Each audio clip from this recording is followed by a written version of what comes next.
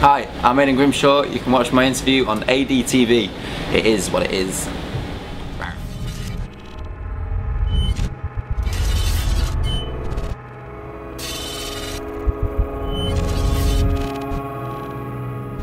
What did you want your fans to get from your music?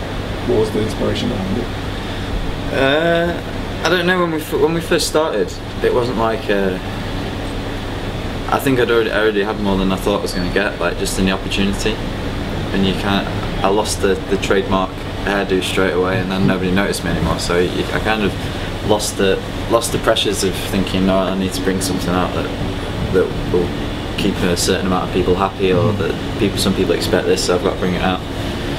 We just had all these opportunities, and then sort of a year and a half passed, and you remember I was on TV, obviously it's a hard thing to forget, you know, I know that's why I'm here, but it felt a lot more organic, and I never felt as if we were searching for a sound as much as just, I always thought what you write has to be honest, because if the music's not honest, then you know, people have to relate to it, and the more honest it is, the more people can relate to it. So it was just like 3 months of, I think the writing was about 4 or 5 weeks, and it was just like 5 weeks of me going out one night, having this mad idea, taking it to studio, writing it, coming back 2 days later, you know, having another mad thought, thinking this just happened all dead quick, and it's still fresh and relevant.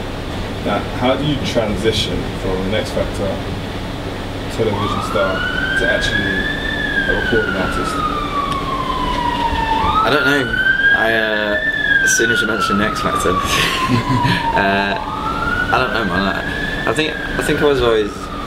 I never really thought of myself as an X Factor candidate, I suppose. I think my dad's always been into like proper indie, like the Dexys, Midnight Runners, and the Clash and all that. And when I told him I was going on the X Factor, he was like. So I think I've always, you know. It's easy to get sucked up into that bubble, but I think you just gotta keep your feet on the ground. You're just a normal person, and all this really is an opportunity. So I came away, I knew I knew like what we didn't want to make was so we just kind of went away, and we trialled and errored with loads of different sounds and directions. And I think finding the ways that you definitely shouldn't go helps to engage with the ways that, you know, feel better. I think it was just as soon as I met the producer, Jared, who works on the whole album, I think a lot of it is just meeting the right person who understands you, and finding that person who understands most of the mental shit that I say was pretty hard. So as soon as we found him, it just clicked up. Okay, now let me get this right. Okay. Now, not many people may know this, but you moonlighted in a kids' crime comedy called Half Moon Investigations. Yeah, boy. On CBBC a few years ago. Yeah, man. I was a pretty keen little performer when I went to stage school, whatever you call it, like a little amateur dramatic school, did singing and acting. Yeah, thought I was a little. Before that, prior to that, I also was an extra on Waterloo Road, but I wasn't just any old extra. My part was called Kissing Boy, and I had to kiss a girl who at the time was my girlfriend. So it was a lovely day out, and I was on TV. Is there any plans to still continue the acting?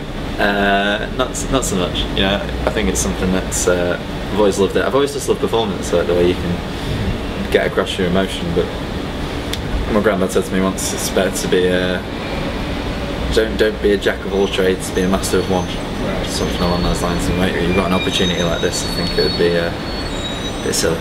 Yeah, no, your debut album, Mr. Young, would you say it's an emotional led or sentimental record? I don't know. None of it was intentional. And like for leading until we were like halfway through the album, I was saying to Jared, the producer, I was like, it's not about love. It's not. I don't want it to be about love. But I think it's only after listening to it. It's not like an emotional thing. It's not like I'm going. It doesn't feel like an album. Like it doesn't feel like a piece of work that I've done. It just feels like a piece of my life. So. Which is, but it just feels like, because it was written and done in such a short time, it's just like a genuine period of what I was thinking and stuff, so it's more like a journal than a note of emotion.